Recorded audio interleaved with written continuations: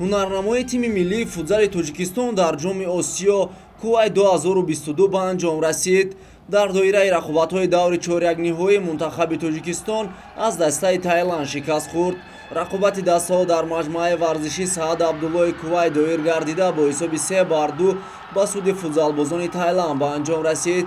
ҳисоби бозиро дар дақиқаи аввали майдондорӣ бозингарони рақиб кушоданд. муаллифи голи аввали бозӣ Китипанувон гардид. қисми аввали бозӣ бо ҳамин натиҷаи 1-0 пушти сар шуд. дар дақиқаи 27-уми қисми дуюми рақобат Иқбол Воситзода бозигари мунтахаби Тоҷикистон таносубро барқарор сохт.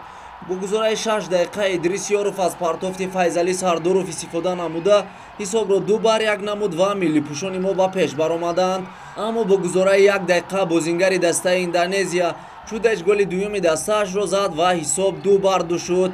дар сонияҳои охири қисми дуюми дидор бозигари дастаи Таиланд Сириранг Пирот голи сеюми дастаашро вориди дарвозаи Фирӯз Бозмаҳмадов намуд ва ҳисоб 3-2 шуд.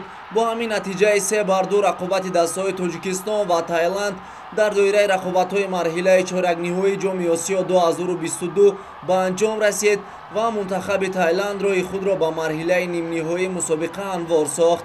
мунтахаби Тоҷикистон бошад аз идомаи рақобатҳо бенасиб монд. ёдовар мешавем ки мунтахаби Тоҷикистон пас аз 15 сол ба марҳилаи чорякниҳои ҷоми Осиё роҳ хат гирифта буд. мунтахаби Таиланд барои роҳ ёфтан ба марҳилаи ниҳоии мусобиқа бо тими миллии Эрон дидор анҷом медиҳад.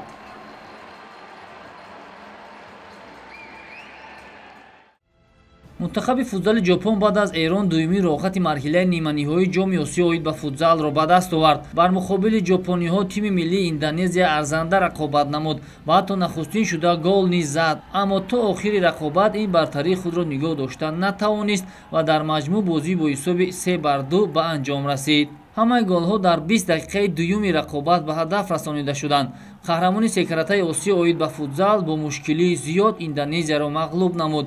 Индонезия имкони хуб дошт то ба даври нимниҳоӣ барояд, аммо дар дақиқаҳои охири рақобат ҷопониҳо на танҳо ҳисобро баробар карданд, балки ба пешам баромаданд. футзалбозони мунтахаби Индонезия дар поёни рақобат голи сеюми худро низ ба ҳадаф расониданд, аммо аз сабаби анҷоми вақт ин гол ҳисоб карда нашуд.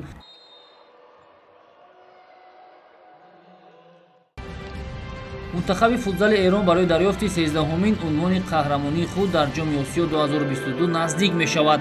дар марҳилаи чорякниҳоии ҷоми Осиё оид ба футзал Эрон бидуни мушкилӣ мунтахаби Ветнамро бо ҳисоби 8-1 шикаст дод ва аввалин шуда ба даври нимниҳоӣ баромад.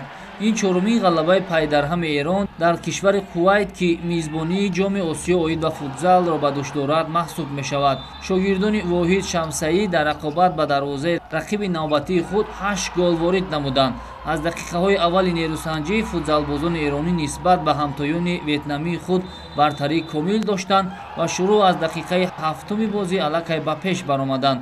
бояд гуфт ки мунтахаби Эрон дар рақобатҳои гурӯҳӣ ба дарвозаҳои ҳарифони худ 24 гол зада ба дарвозаи худ танҳо 1 гол сар додааст. ҳамакнун бо анҷом додани боз як бозии дигар шумораи голҳои футзалбозони эронӣ дар ҷоми Осиё 2022 ба 32 адад расид. тибқи низомнома Эрон дар даври нимниҳоии рақиби худро аз миёни ғолиби ҷуфти мунтахабҳои футзали Тоҷикистон ва Таиланд интизор аст.